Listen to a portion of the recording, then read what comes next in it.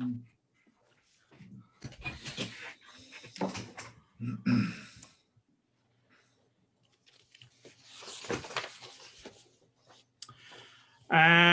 good afternoon, early evening, Frankston. It's an exciting day for, well, certainly for the candidates and for the council. We had the last meeting of the current council prior to the caretaker mode last night. A number of us watched that. It was quite an interesting experience. I'm not sure it's one I care to repeat.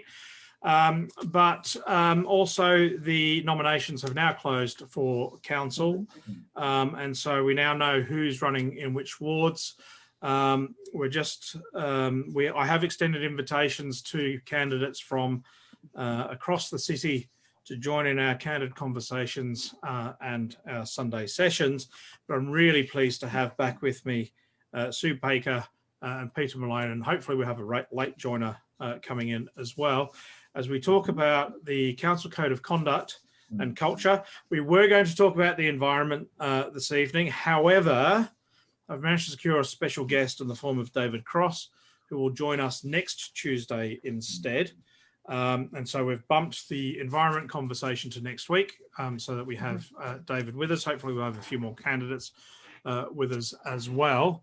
And so tonight we're going to focus on Code of Conduct and Culture, and what does it mean for us, and what are the things we might want to see change at council in terms of Code of Conduct and Culture.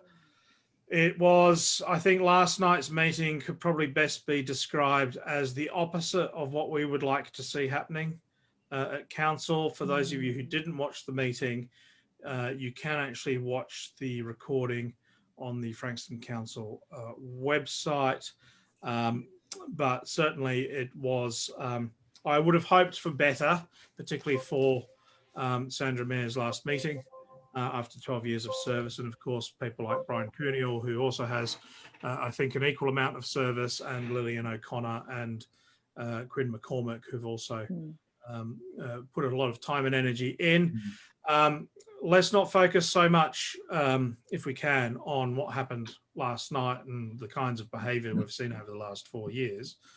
But let's perhaps talk more about what we'd like to see change in terms of the Code of Conduct, how it's applied, and the kind of culture that we'd like to see. I very much believe that leadership sets the tone, and the councillors, when they're elected, are the leaders for the council as an organisation. Sue, you've spent a lot of time thinking and working in this space in particular through your career. What are your reflections, maybe a little bit on last night, but more so around how we might adopt a more positive approach going forward? Yeah, sure. Hi, everyone. Nice to be back again.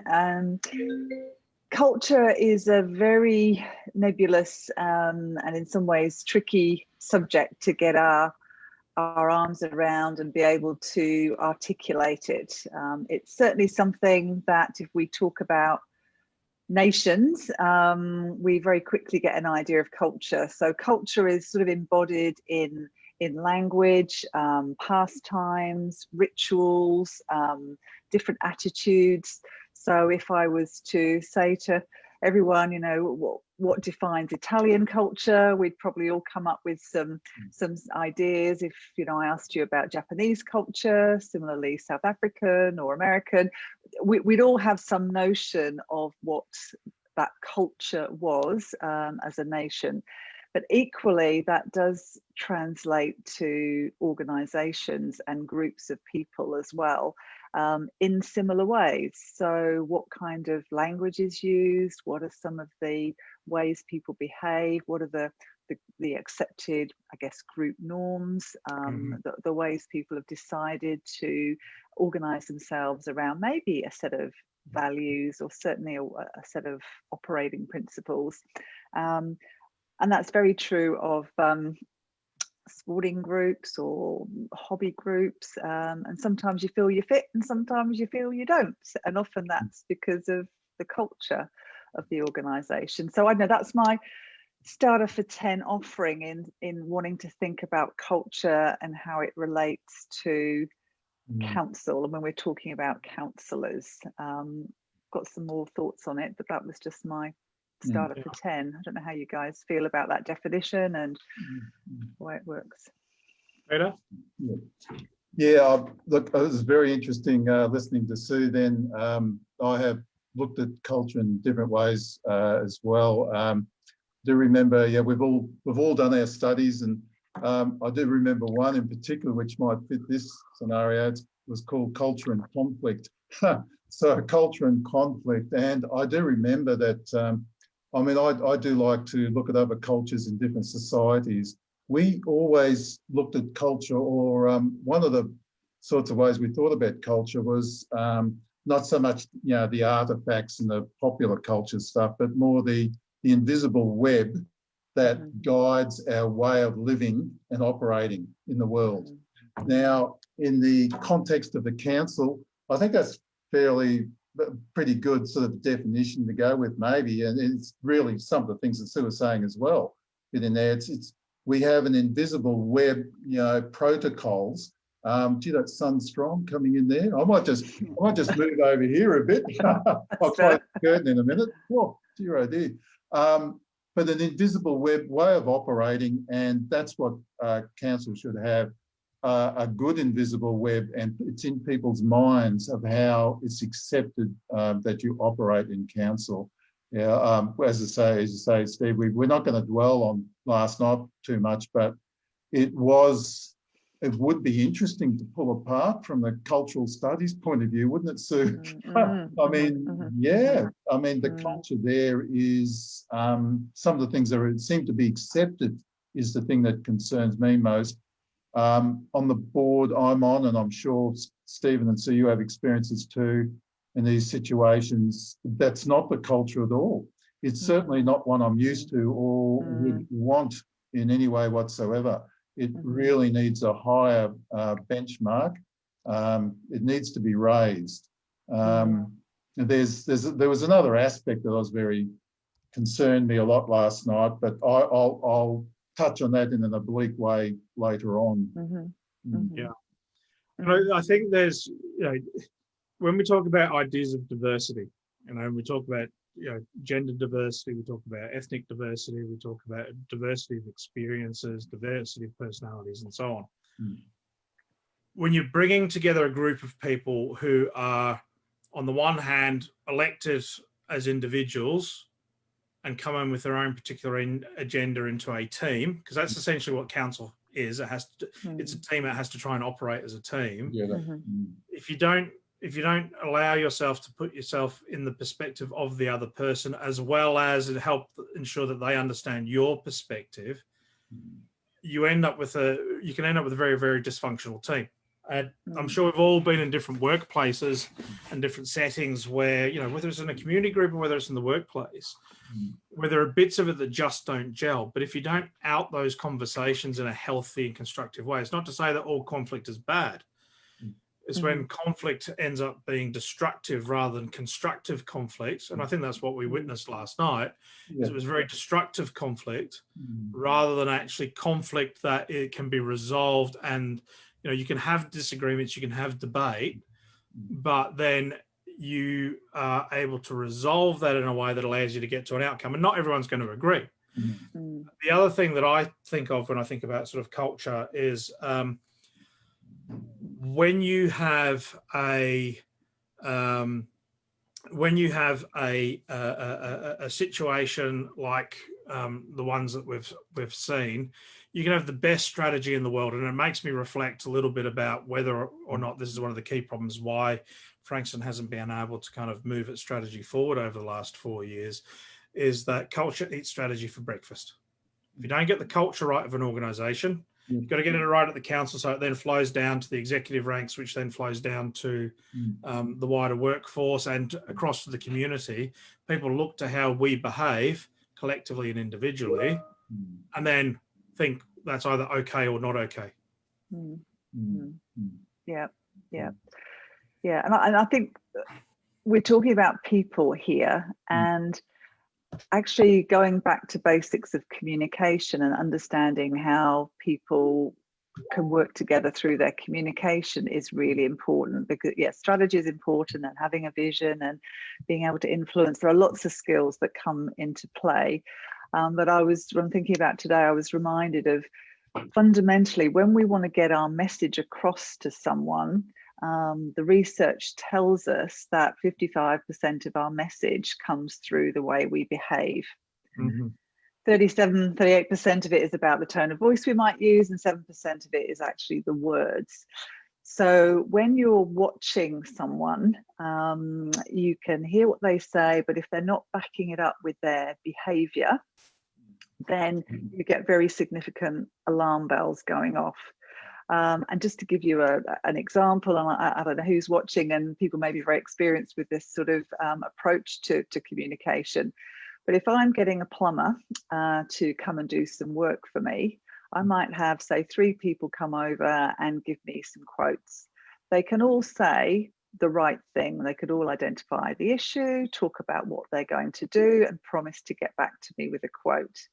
If the following day I only hear from one person and not the other 2, I start to think, okay, that's interesting. I quite like one of those other 2 that hasn't come back to me. They sounded really confident, and then the person who has followed up follows up with a phone call and says, anything else you need me to do or help? I'm starting to see their behavior, what they're saying to me, and how they're engaging with me, really aligning and supporting my decision making. So when we do talk about culture and behavior on council, I think there's a really interesting slice that's very observable. Are people behaving in a way that supports what they're saying? Like, there's a lot of talk about respect, for example. How you demonstrate respect, I think, was very open to interpretation last night in behaviours, for example. So I think, yes, there is an invisible element to culture that's hard to sometimes put your finger on and actually articulate. But I also do feel it can be turned inside out and made very transparent and measurable, because what people say and what they do can be seen, recorded, and then married up with a set of criteria, which might be called code of conduct, or the job description, or so so I don't know, those are some of my thoughts about how to make this real. I mean, I think that's a really good point, Peter. Just before I come back to you, Mark Lang has quite rightly pointed out that we haven't done an acknowledgement of country at the beginning. Yes. Which is an oversight on our part, and for which I apologise quite deeply. So I just want to do a quick acknowledgement of country, and then we can come back to the conversation, because I do think it's really important that we do that. So I'd like to acknowledge the traditional owners of the land on which we're meeting, which is the Bunurong people of the Kulin Nation. And I'd like to pay respect to their elders past, present, and emerging. I'd also like to offer an apology for not doing that at the beginning of the meeting. And actually, we might come back actually to some of the things we can pick up from other cultures, including Indigenous culture, around how you do respect as well. Sue, you were touching on that piece, I think, around behaviour and authenticity, and Peter, I'll come back to you in a second. But one of the things that I've done a lot of work on over the last, probably since 2011, is the idea, particularly in a leadership role, of bringing together how you're perceived with how you believe you are. And there's that kind of authenticity and identity, or the perception and identity comes together. And the closer those two are together, the easier, even if you have some traits that people might find difficult, the easier it is for people to understand and work with you, because you're not actually sort of showing one face to one person and one face to another. Peter, sorry, my apologies for that. No, I like that you brought that up, Stephen. And can I say, the first thing when you started saying that came into my mind was that show. Well, I like the English one better, The Office. And I mean, Ricky Gervais, he he was worshipped in his own mind, but we've all seen the show, so I won't describe it. But it's essential that people know who they are a little bit at least. And I think for a little while now, I've been quite interested in that, not just Myers-Briggs, but other tests as well. I like the Myers-Briggs categories, but some of the Myers-Briggs testing I don't like. But it's the getting to the sorts of categories, even in a general way. If you look at those things, it starts to make you aware of a little bit more of who you are. And that can really be helpful to yourself. It can be really helpful to understand your behaviour and how it might be received by others. And I think that's a very important thing. And I think anybody going into council should at least have the maturity to think on a basic level of how they act and what effect that is having on other people. And without going back to a lot of detail of last night, I'll simply say there certainly were a couple of councillors who talked about this, one in particular, and I think there was a plea for some to think about what effect they have on people with the way they behave. And, you know, aggression is a bad thing. And this isn't we're trying to get rid of this sort of, and you know what I'm talking about, this sort of aggression and bad behaviour in society. And authorities at different levels are concentrating on this and trying to grapple with how we can improve society so there's not so much violence. And I will say violence against women is a particular very important category. And yet here you have an authority who should be concentrating on getting rid of this. Some people, without going into detail, showing elements of it, and that came out last night. So I think it's an extremely important thing. And I take up Sue's point too, because it's correct. You know, we can have our invisible webs. That's like a definitional thing. But I mean, I have a bit of a naval background. I was in the Navy. Certainly, there's rules and protocols there of how you act, and certainly there's consequences if you don't follow the rules and protocols. Now, there should be rules, protocols, very extant, very out there, and they're no use unless there's consequences for people who break them. So I'll certainly go to that. I think there should be. And, you know, accountable to the community in every sense, the council and councillors are accountable to the community, not just all the financial things, all of those important things, but their behaviour as well. Yeah. Because how you behave together and work together influences the quality of the work that's done and the degree of output, the energy, the sort of, you know, people keep talking about stimulus and revitalizing and, you know, re-energizing. Well, that comes from a council, group of councillors working closely with the CEO to really demonstrate and role model what that looks like and how that can be betrayed. And I think working with the CEO is very important in this regard, because he'll have a team of, I don't know, 800-900 people working for him. So the culture that works through all of them as a group, how they feel about turning up to work every day and what motivates them and how they enjoy the culture of the organisation is important. And I know that the council has a list of values. I think it's council values and culture it's listed as. Very good words. But just to read them out: community respect, I'm looking over the shoulder here, over the computer. Community respect, excellence, accountability, teamwork, integrity, and sustainability.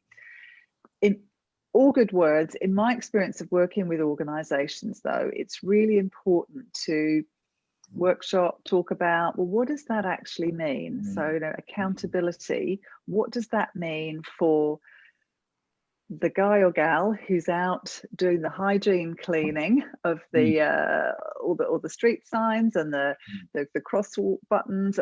What does it mean for them? What does it mean for the manager of a department? What does it mean for the CEO? What does it mean for councillors? So actually being able to translate that word into definable actions that may appear in a role description or in a procedural document.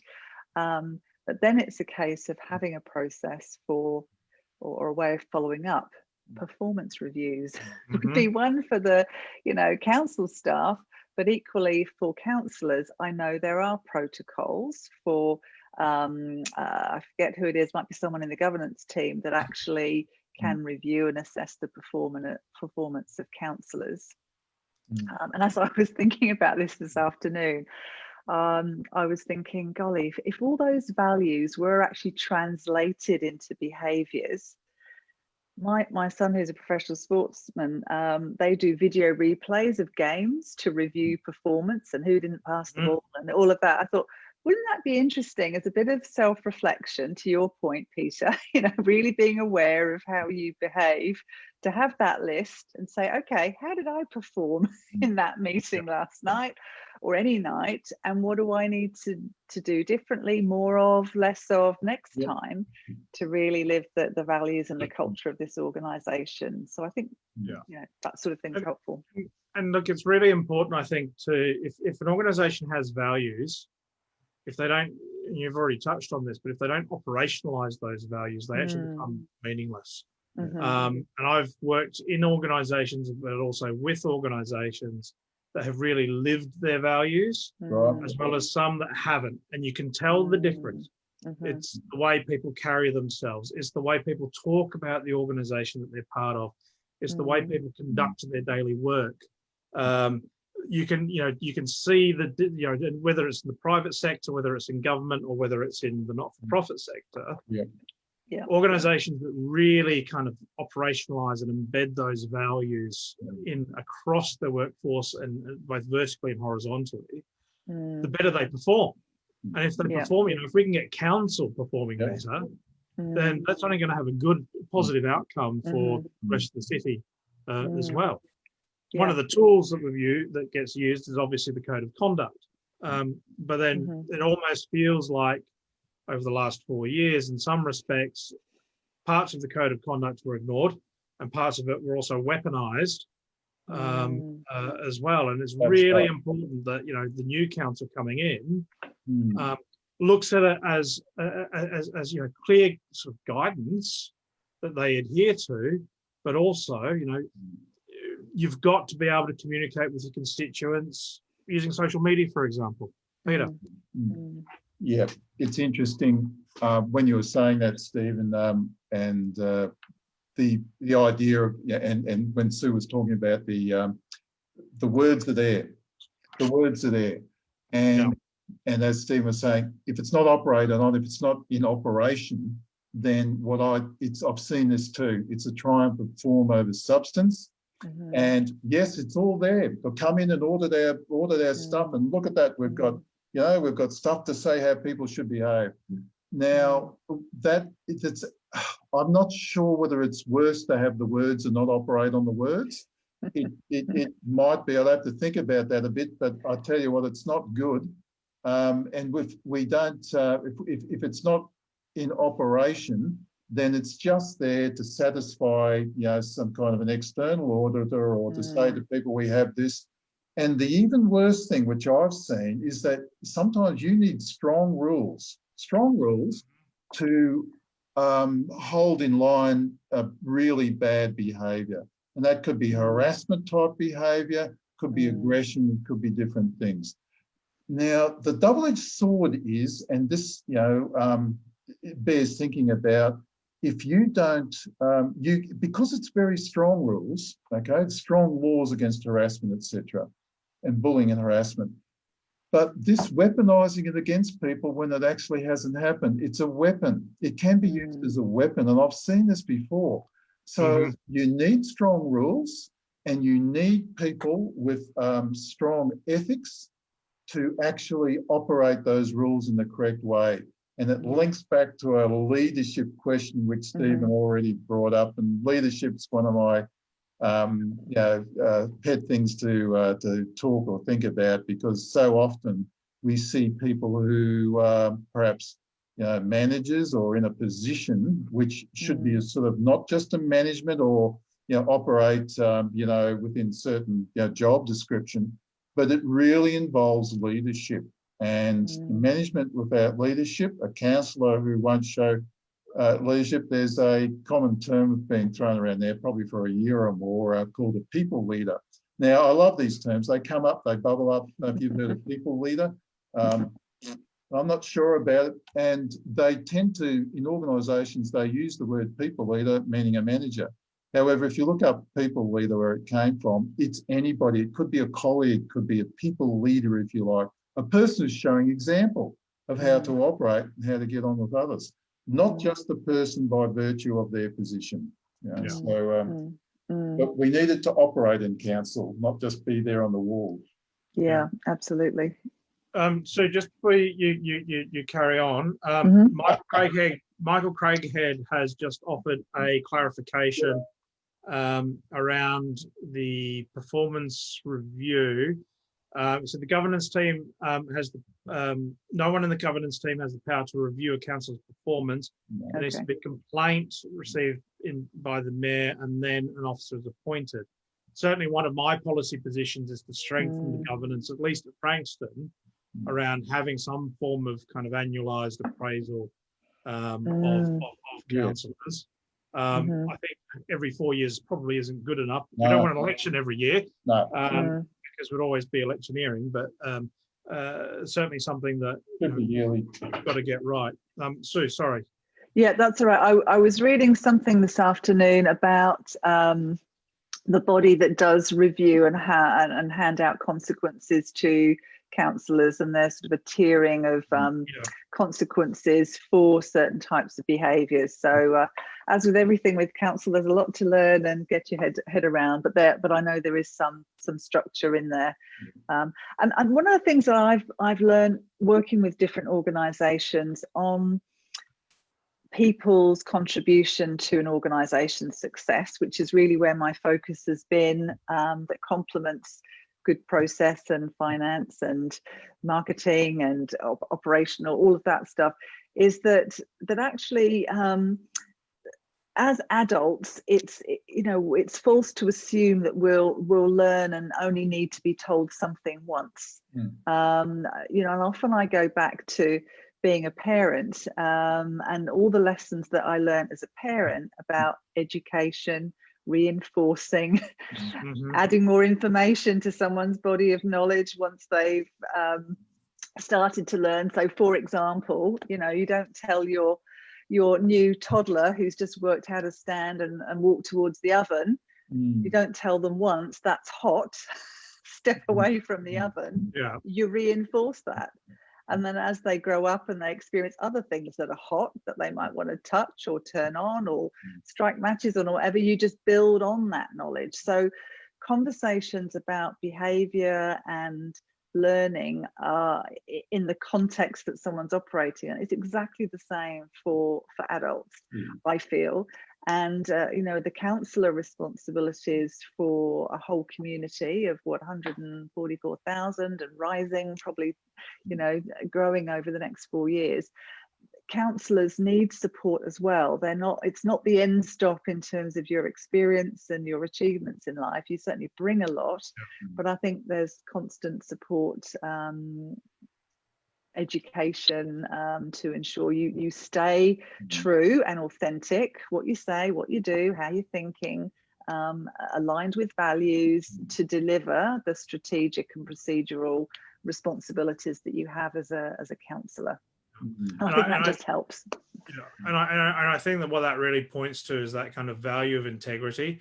I'd just like to pick up, Claire Harvey has picked up on that as well. It's about that kind of close alignment between words and actions and behaviours. Peter, we talked about this a little bit a week or two ago when we were discussing values and ethics. But it's about really, it's about the things you do when nobody's looking as much as it is about the things you do when everyone can see what you're doing. And those two things need to be in alignment. If you're behaving differently when others are around versus how you would behave when you're alone, then there's a question there for the kind of level of authenticity and integrity that the person's displaying, and you need that as a team as well. Then what we saw last night was the opposite of that in many respects. Yeah. Peter. Yeah. Look, it was. Yeah, I think I was a little taken aback on a few occasions last night. I think when we talk about reviews on the board I'm on, we have a board review every year. That's the board talking about how the board has operated. So it's, to be the councillors talking about how the council, as a group they've operated. And then you do an assessment of yourself and say how you've operated. Now you can share that with others and talk about it. You might, it's interesting. You might hear some things that you don't like hearing, but it's in a very congenial sort of, because basically people have their ethics and values, and they have a motivation to operate well with others. There's a motivation there. It's an inner motivation, and so everybody accepts this, and it works very well. Then there's, I mean, it's very rare, but sometimes a board chairman or would be a mayor would have to act strongly, because there can be people who get onto council who perhaps have difficulty, I'll put it that way, understanding the best way to operate in that sort of situation. Now, we don't, I mean, it's a democracy. People vote for councillors. So councillors get on because of the popular vote sort of thing, but it sometimes can be difficult to know exactly who a person is. I'd say to all people voting, look at people's web, all the information you can.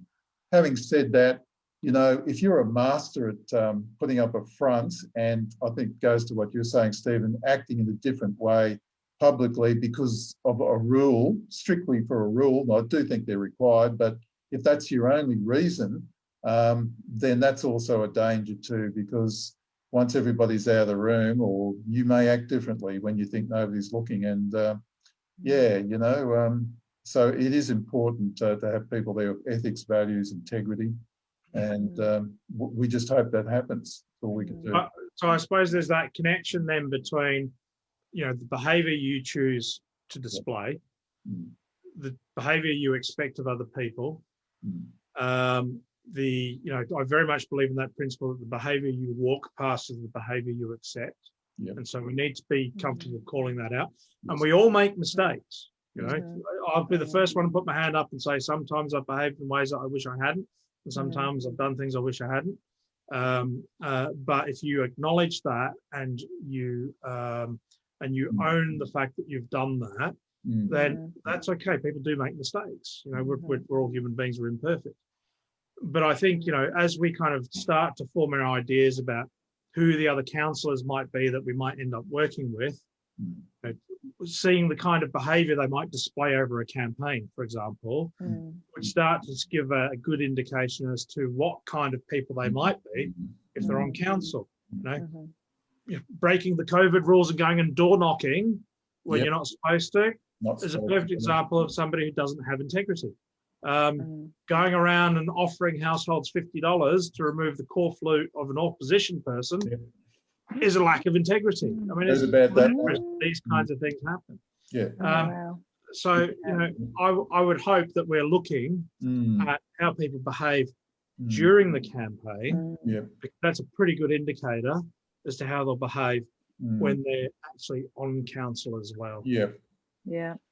And I think social media and forums like this is really great. And I do think it would be fabulous to have other candidates chipping in or doing their own versions of this, because in the absence of the actual seeing people and how they behave and how they come across, if you've only got the sort of two-dimensional written word or just sort of voice recordings, then I mean this goes a long way to getting a sense of the whole person, and then regular conversations and asking questions that will certainly help people get a flavour of who people are.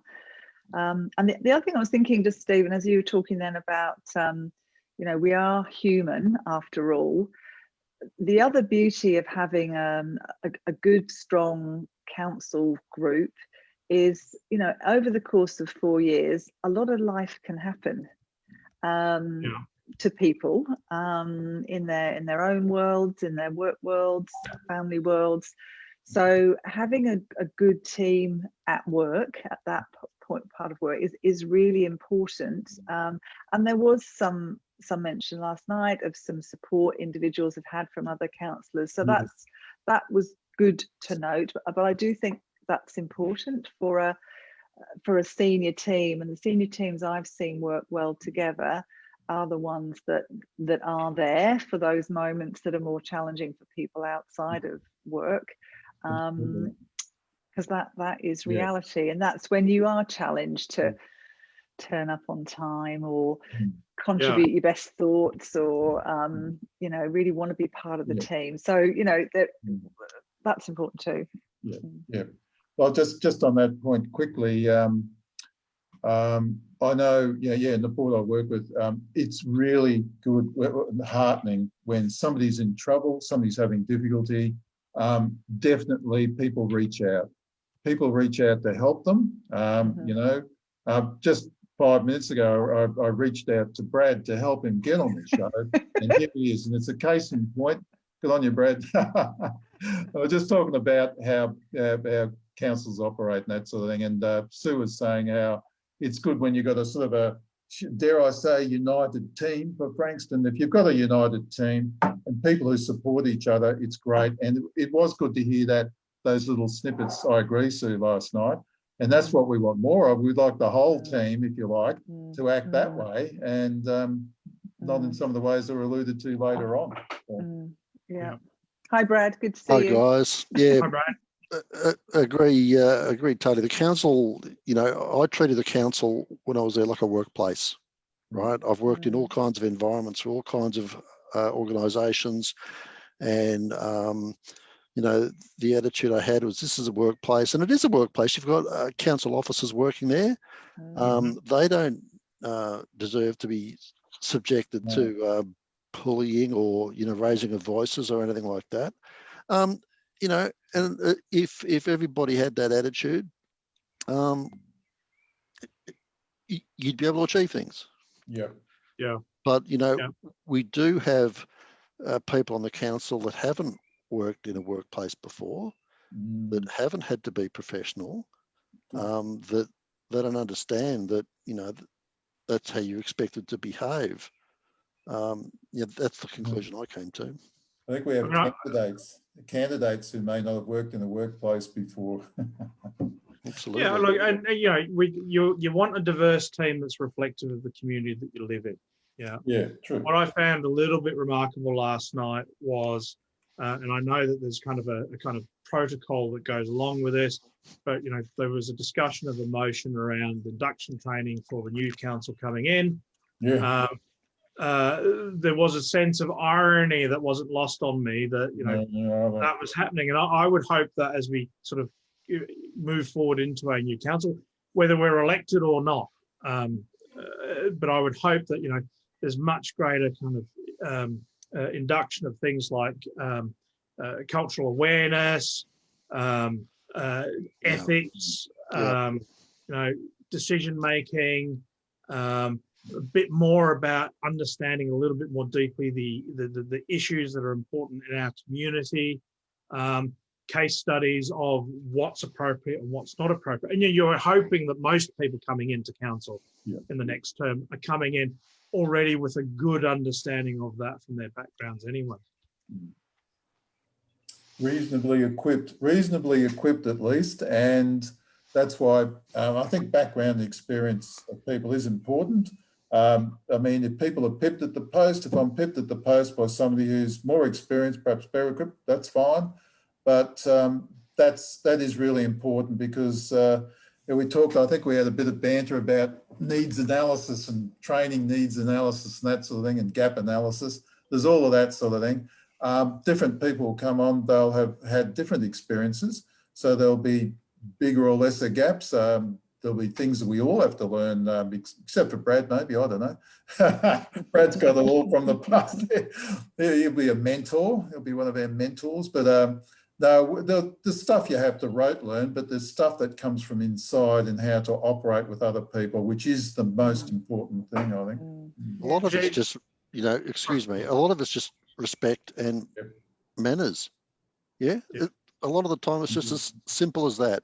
Respect the people that you're working with, show some decorum, show some manners. With that comes professionalism, you know, and listen to others. Have an open mind. It's not all about what you want, right? There's a wide range of views and they need to be listened to. And it doesn't mean everyone has to agree all the time either. Because Exactly. you can be in disagreement but still respect each other. Mm. Peter, you touched on a word there which is really sort of dear to my own heart and something that I've done quite a lot of over the last few years, and hoping it resonated for Sue as well. But you know, the idea of mentoring or coaching and mentoring as well. And I would really like to see the new, you know, if you're going to build a new culture within the council, and then subsequently across the organisation, is to look at how we can utilise coaching and mentoring as a tool to really strengthen and reinforce that. So what are your thoughts? Yeah, no, I agree. I think mentoring is important to, again, have that one-on-one sounding board, because some people's learning about themselves and gaining some insights would be different from another person. So having a mentor to support maybe all the councillors in their new role or at certain points would be really useful. It's a good investment. It's time well spent. And I was also thinking, as you were talking about, you know, the whole culture growth and development and the role modelling that can come through from that, is, you know, with young people wanting to maybe aspire to get into council, work for the council, or even be a councillor. And I think a youth councillor program was mentioned, you know, in a previous conversation. I think, you know, we have a responsibility, or councillors have a responsibility to set that standard and set that bar in terms of how good governance can look and feel. And yeah, so I think good mentoring support, training where it's needed, good induction. There are lots of experts in council to listen to. Yeah, they're all part of what's needed to set that culture. Yeah. Sorry, Brad, you look like you're about to jump in there. No, look, I just, you know, I think mentoring of new councillors is absolutely to be a benefit. You know, you need to have councillors though that are prepared to be mentored. Yeah. Right. So it's nice to hear. It's nice to hear Sue and Peter indicate that they're open to that and they'd look for that. I have seen councillors come in and they don't want to listen to anything. They know what they want, and this is how it'll be. And it's all about locking horns, and it's all about, you know, So you know, all throughout my working life, I've found it rewarding to mentor others. I get something out of that, and you know, I'd expect there will be a number of councillors elected who do have some prior experience, and if I'm one of them, I'd absolutely lend myself to that, because it, you know, it helps me, it helps everyone. Yeah, and I think that, you know, irrespective, you know, whether some of our current sitting councillors are re-elected or not, you know, whomever comes around that table in a month's time, or just over a month's time, it is, yeah, just over, so let's say a month and 2 days time, they've got to keep themselves open to thinking about things and looking at things in a very different way, and recognise and accept the fact that people are going to be coming in there with differences, but diversity can actually strengthen the functioning of a council, and how well it can operate. And that's, you know, as I said earlier, so that's about diversity of gender, ethnicity, diversity of thought, diversity of experiences, and so on. You know, the most successful teams in the world are, generally speaking, the most diverse ones as well. Yeah. And the great thing, sorry. No, I think you got Sue, please. Did I get in there first? You did. Well, what I was going to say was that on that diversity theme and having a strong council culture, it's not about everyone being the same, but it is having a good set of guiding principles to help, almost, you know, like a good game of soccer. You know, you have your rules and the refs are there, and you know that helps make a good game. It helps keep everyone relatively honest. Maybe that's not a good example to use sport here, but it is about having different skills and different combinations of people coming together, but then as a team having those boundaries. Because as a councillor, you are going to be listening to so many other organisations who all have their own styles, cultures, ways of expressing themselves, like you, not like you, better than you, you know, a whole range of different ways. So again, having some good I guess framework for operating well as a team, to check in with each other. Did I understand that correctly when that person came in? And have we got the right ideas here? And have we heard from enough people on that? I think, you know, being able to have that kind of cohesion and structure and support as a council team will just enable us to embrace all sorts of discipline, because we've got a good foundation to work from, as opposed to anarchy reigning, because everyone suddenly is in the moment with different views and different ideas, and it all falling apart. And it's really important, I think, that, you know, whatever the shape the council takes in a month's time, it probably won't be fully representative of the community at large. So Frankston is gradually becoming a much more diverse place. People with different religious backgrounds, people with different ethnic backgrounds coming to the area, new migrants coming to the area, and so on. And I think it's really important that the council doesn't, on the one hand, is able to kind of respect each other enough to be able to get decisions made and move things forward, but also doesn't fall into groupthink. So that it just assumes that, well, we know what the right thing is to do, therefore that's what we're going to do. And that's where that component around engaging with and supporting our communities and actually having people actively participate is really important as well, particularly for those new communities that are coming into Frankston, as well as, you know, the culture and the tone that we set as a council will be reflected in the community. And we want people who are coming to live and work and play in Frankston to feel like they're welcome, because it makes it a richer place for all of us. And we touched on a bit of that sort of sentiment when we were talking about you know, our seaside sort of annual sort of events and things like that. We talked a bit about that. I think it was one of our Sunday sessions, and to actually reach out. If we, you know, if you've got a sort of a group of councillors who don't reach out to different communities, different segments of our communities, I think that's not a good thing. The group think we're there together and we're really comfortable. We don't argue. And we just get along and make decisions and have a drink afterwards. Perhaps it's not good enough. You've got to reach out. You've got to really actively seek out other opinions or ways of doing things, particularly with new groups. The other thing I was going to say quickly is we've probably all been part of groups of one sort or another where there are meetings and there are very respectful, vigorous debates. Very respectful, vigorous debates. And it is possible. It is absolutely possible. And it's essential. It's essential. It's absolutely essential, because there'll be a diversity of opinion. You should be able to have a vigorous debate about something without people feeling personal about it. You know, you don't get personal in what you say or how you act, etc. You can have a vigorous debate.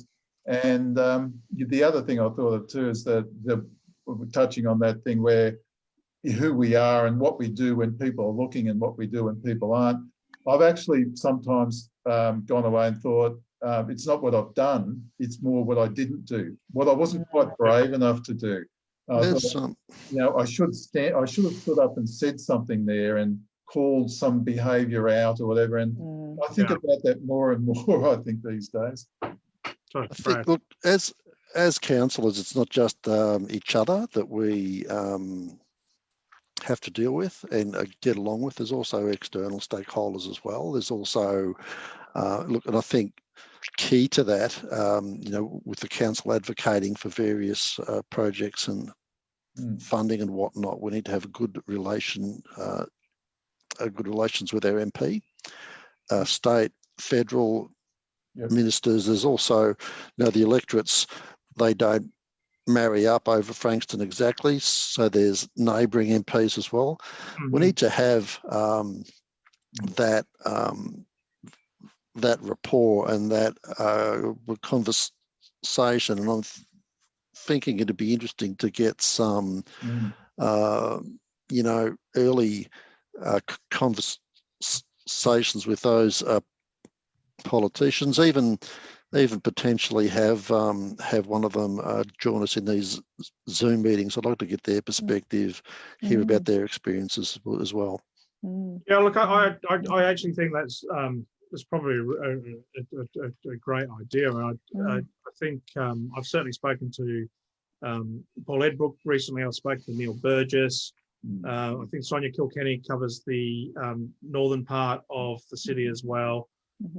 Is it just the three, I think, that we have in Frankston City? Oh, there's upper house as well, and then you've got federal as well, and then you've got senators as well. So yeah, look. Yeah, look at federal too. Yeah, that's right. There's way too many, but I think the ones that the primary ones are the ones you're looking for, and they're the ones that have the greatest overlap. So I think you'd be looking at the member for Frankston and the member for Dunkley. Yeah. So look, I think I'd certainly be quite happy to reach out to all of them and invite them to come and participate in one of our conversations as well, because I think there is real challenges that need to be explored around how you collaborate with the different levels of government. And I think that's been a real challenge with the council for the last 4 years about getting the settings on that right. But also, it's not about party politics. It's not about party politics either. It's very important to say to for anybody listening. It's about who's there at the moment. That's who you've got to get along with for the to get the best for the people of Frankston. Do you think? You're exactly right. It is about outcomes, right? That's the only measure is outcomes. And, you do need to work with the people with the money, and that's the state government and the feds. And you know what? If they reckon you're a pack of monkeys, right, they won't want to work with you. Right. And then the losers are the people of Frankston. So, yes, it's not about politics, but you do need to be aware of politics, who's who in the zoo, and be able to present together as a team. Yeah. So a thought was just triggered, actually, just some of the words and the language that we're using, collaboration and transparency came up last night. There's a lot of language that we all use, and back to culture and values, we would all have a sense of what they are. I kind of think that with a new council, it would be a good almost starter for 10 to say, okay, when I talk about collaborating with the community, what does that actually mean I'm going to do?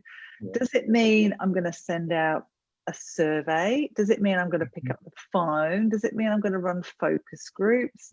Does it mean a random sample? Just so I think often that the important work is in the detail and explaining what you're going to do. Otherwise, you can sound very generalized and like what you're doing, but actually, how does that actually translate? What's into the mechanism? The mechanism, the mechanism, the action of, I can talk to that. Sorry, Brad, if I may. Sorry. Of course, No. after you.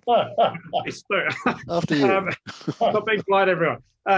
You don't want, we talked about this a little bit before you joined, Brad, but this idea that you want values that can be operationalized. You don't want them to become either, words that just are kind of there to be signal virtues, or just kind of, we're throwing them together because it fits with our brand. And I've heard that said in other places that I've worked, where it's like, oh, we should say this is our value because it fits with our brand. And you actually want them to be lived values by people. But part of that is about having a common understanding as to the meaning of them. And I would imagine that should be one of the first jobs the new council should do when they come together in a month's time. Sorry, Brad. And there might well be processes in place for when you are going to consult with the community, what that actually means. And I guess that's your experience, Brad. Yeah, look, there's a few ways. I mean, look, as a councillor, you can't speak on behalf of the council, right? Only the mayor can do that. So as a council, as an organisation, there is, proper consultation processes. There are, it is a science. If you have a question that you want to take out to the community, it can't be a leading question. It can't be limited in scope. The people running the consultation, that's why they start to ask you in these surveys what age group you're in, your gender, your education, because they want to, have a certain amount of answers from this age group, from that age group, and all the different demographics. So there's that formal consultation process. There's, if you like, other types of engagement where you're talking about sticking something up on the website. We're doing this, we're doing that. Around town planning applications, you consult with the neighbouring properties. As an individual councillor, I guess it's up to you how you engage with the community. You might run your own website. You might run your own Facebook page. You do need to be careful as a councillor, because you can't speak on behalf of the council. You can't represent the council. There is a code of conduct you have to abide by. There is a social media policy, and we've had councillors actually in this term who have run afoul of that. But you will learn, right? It won't happen straight away, but there's ways, there's means, and it's absolutely critical that we engage correctly with the people that we have to represent. I imagine you can have community consultations where you invite people to a certain venue just to cover that face-to-face thing. And as you say, it's like a board. I mean, as a board director, I can't speak for the board. Only the chairperson can, the elected chairperson at the time. But I mean, I can go out to people and, this is basically staff really, and talk to get feedback, so I can actually represent opinion at a board meeting and sentiment, or what people are feeling about particularly health and safety issues and things like that. As you say, I can't go out with leading questions. You feel bad, don't you? Do you feel unsafe? Anything like that. Exactly. You just have to try and get to the truth so that you can represent people. So whatever ward you're in, you need to garner information one way or another in the appropriate way, just so that you can represent them at council meetings. And I did hear people talk about that last night and assert that they were representing lots of people. And I think they were challenged. It's like, how did you do that? And I think it goes to this, it's good talk. It sounds good. It's like good copy sort of thing, but it's not. It's got to be real. Yeah, look, I'm just conscious of time and the need for us to wrap up. But you just touched on this this question of safety. And one of the things that really struck me last night towards the end of the 4.5 hours of council meeting was that for one of the councillors who was giving her sort of valedictory, that was clearly an unsafe space. Yes. And I would certainly hope that a future council will firstly apologise to the former councillors who felt that was an unsafe space, but more importantly, make sure that we never ever have a council that operates like that ever again, because that was appalling.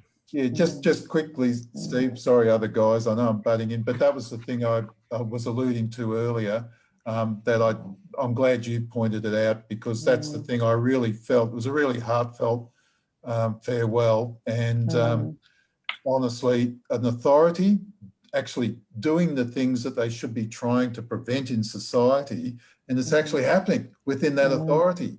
It was absolutely shocking to me. So we're paying for it. Yep. Right. I mean, that kind of behaviour in any workplace that I've ever worked in, you'd be walked out the door. No. You'd be out, and that'd be it. Absolutely. I'm going to just do a quick wrap up. I just want to sort of sing out to Claire Harvey. Thank you for joining us. Thank you to Oliver Hill. Always welcome the candidate for West Ward joining us. I'd also like to acknowledge the comments from Paul Edbrook, who is the member for Frankston. I will be in touch to talk about how we can do a forum with your colleagues as well, Paul. Final reflections before we wrap up on the topic of code of conduct and culture, as we move into the really energetic part of the campaign. Brad, I'll give you first go. Interesting time of the campaign. The nominations have now closed. We now know exactly who's running and who's not, and I'm pleased to see that it is a healthy number. The community isn't totally apathetic, and the number of candidates we have this election are roughly equal to what we've had the last 2 or 3 elections as well. So, and there's a good number of women there as well, and from what looks like, a number of ethnic groupings. So, I'm looking forward to the election. Bring it on, I say. Thank you very much, Brad. And vote for me. Great, thank you. Just cut that out. We are live, Peter, so if you want to get a quick plug in, then do so. Any final reflections from you? Look, I think this is the point where we start looking forward. Okay, we do reflect on things that have happened, etc., and it's appropriate to do so. But as we know, we must look forward. We must look forward to a future council that's united for Frankston, and one that's going to operate well, where the councillors operate well together, where there's rules, protocols, ethics, integrity. They're the things that we really need for Frankston, and I've got no doubt that with a good team in there, we're really going to go ahead heaps and bounds in Frankston. It's a great place, it really is. Sue, your reflections? Yeah, I'm very excited about the next few weeks. That everything's really starting up now, which is fabulous. I think there's a brilliant opportunity to think about the new council, both in terms of what they're going to do and what they know and what skills they bring, but also how they're going to engage as individuals and people together and collectively for the community. I think that's really important, and that's then speaking to culture and working with the CEO to really stamp that and create fresh kind of feel for how that works. And I can probably say this hand on heart now that we've had a few conversations, Sue, but if you're in the Northwest Ward and you want to get elected, hook up with Sue. And if you're a voter in the Northwest Ward, make sure you vote one Sue, because she really has been fantastic to work with and talk about these issues with, and look forward to having you back on Friday. My wrap-up statement is the behaviour you walk past is the behaviour you accept. So if we vote for people who display the wrong kinds of behaviours, either in the workplace, in council, or during the campaign, then that's the behaviour you're saying that is okay, and the kind of behaviour you accept. So please think carefully about who you vote for. If you're in the South Ward, vote one McDonald. Got you there, Brad. I'm looking forward to the campaign. Looking forward to talking to as many people as possible. And Frankston, stay safe, stay classy, and we'll talk to you again on Friday. Thank you. Fantastic. Thank you. Thanks, everyone. Bye-bye. Thanks, Brad, Peter. Bye-bye.